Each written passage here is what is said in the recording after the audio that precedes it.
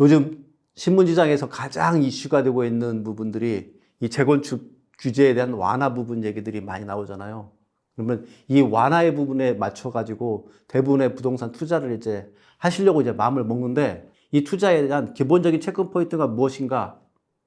이 부분에 먼저 짚고, 그렇게 짚고 난 이후에 세부적으로는 어떤 부분까지 짚어야 되느냐? 핵심적으로 지켜야 될 것 4가지, 기본적으로 지켜야 될 것 3가지, 그래서 이 총 7가지에 대한 얘기를 오늘 좀 해드리도록 그렇게 하겠습니다.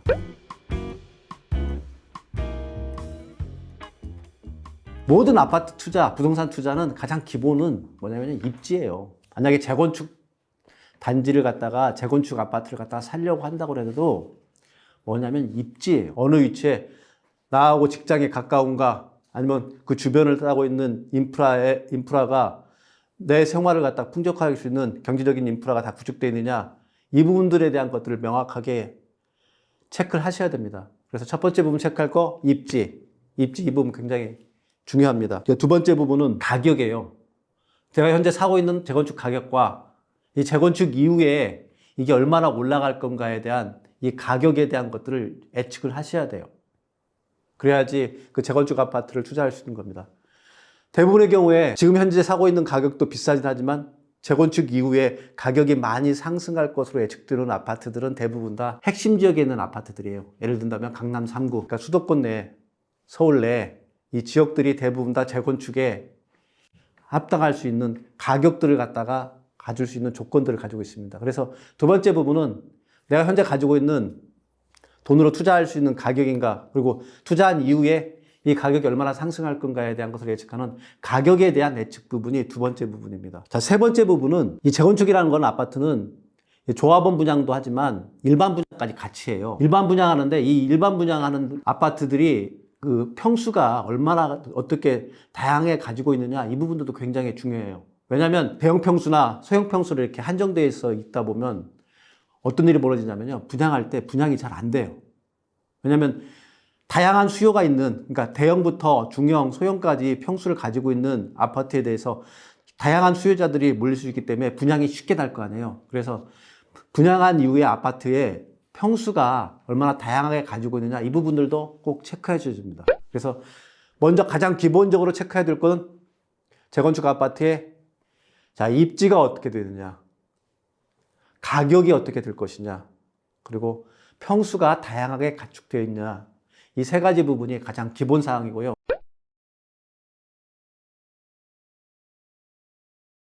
이 기본 사항 이후에 이제 세부적으로 들어가셔야 돼요. 세부적으로 들어가시게 되면 첫째 부분이 뭐냐면요, 첫째는 대지 지분이에요. 대지 지분을 어떻게 구하냐면 이 아파트 단지의 면적 내에 각 들어가 있는 세대수를 나누게 되면 대지 지분이 나오게 되거든요. 근데 이 대지 지분이 어때야 될까요? 크면 클수록 나중에 아파트가 새롭게 구축되고 난 다음에 넓은 평수로 들어갈 수 있겠죠.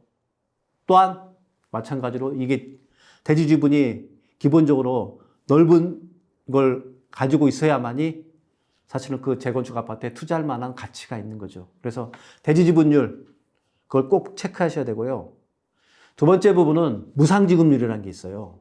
두 번째 부분이 무상지급률이 뭐냐면요, 이 아파트가 건축되고 나면, 신축이 이제 건축되고 나면 자기가 기존적으로 가지고 있던 평수, 만약에 20평이라고 쳐요. 자, 20평을 가지고 있는데 이 20평에 대해서 무상지급률 150%를 하겠다 하게 되면 신축에서는 30평짜리 아파트를 갖다가 자기가 받을 수 있는 거예요. 그러니까 돈 하나도 안 내고 무상으로 지급될 수 있는 그 평수에 대한 지급률이라는 거예요. 그래서 이 무상지급률이 몇 프로이냐?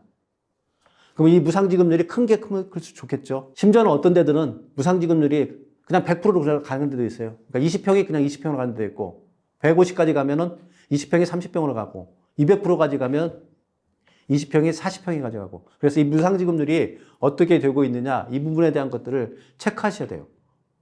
그러니까 무상지급률이 굉장히 중요하겠죠. 자기가 지금 산 재건축 아파트가, 재건축을 대상으로 산 구축 아파트가 신축으로 됐을 경우에 얼마나 큰 자기가 원하는 평수를 가질 수 있는가를 갖다가 알 수 있는 게 바로 무상지급률이라는 거. 그래서 무상지급률을 한번 체크해 보셔야 되는 거고요. 세 번째 부분은 뭐냐면요, 이 세 번째 부분이 요즘 논란이 많이 되고 있는데 초과이익 환수제예요. 그러니까 추진위원회가 구성된 그 당시에 아파트 시세가 있을 거 아니에요. 이 시세가 있는 부분들이 나중에 분양하고 나면 그 분양한 이후에 시세까지 해서 그 차액이 실질적으로 아파트 시세에다가 건축비 포함된 부분을 갖다가 빼고 나머지 부분이 3천만 원 이상의 이익이 초과된 부분에 대해서는 분담금을 지급하게 돼 있어요. 그걸 이제 재건축 분담금이라고 하는데 이 재건축 분담금을 지급하게 되기 때문에 이 재건축 분담금이 얼마나 되느냐. 그러니까 초과이익 환수제가 그래서 요즘 재건축의 규제 완화에 초과이익 환수제 부분을 갖다가 완화해야 된다는 얘기들이 많이 나오고 있는 중에 그 부분이에요. 그래서 이 초과이익 환수 금액이 어느 정도 있고 그렇게 해서 재건축 분담금이 얼마인가에 대한 것을 체크하셔야 돼요. 지금 반포에 있는 H아파트가 재건축 분담금이 기본 3억이라고 알고 있었는데 이번에 아파트가 폭등했잖아요. 주변 시세들이 폭등하는 바람에 거기에다가 3억 플러스 해가지고 재건축 분담금만 6억이라고 해서 지금 난리가 난 거고요.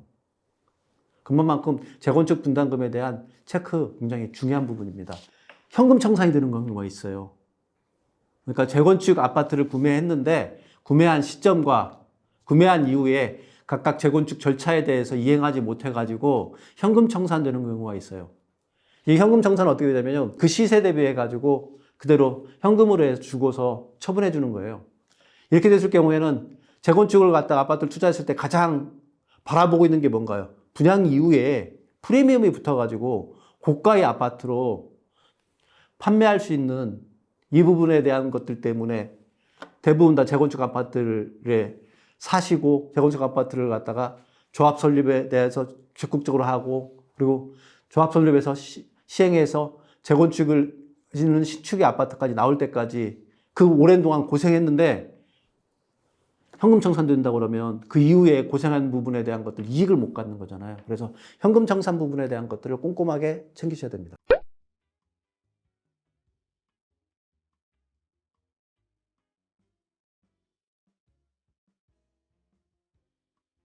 총 7가지만 알게 되면 재건축 아파트를 투자하는데 가장 기본적인 사항은 다 알고 계신 거예요. 이걸 알고서 재건축 아파트를 투자해 간다고 그러면 크게 여러분들이 손실 보거나 이런 일은 없을 거예요. 그래서 재건축 아파트의 이 7가지 부분에 대한 것들을 꼭 체크해 보시길 바랍니다. 지금까지 돈과 경제 그리고 문화를 아주 쉽게 풀어주는 정플의 정순영이었습니다. 고맙습니다.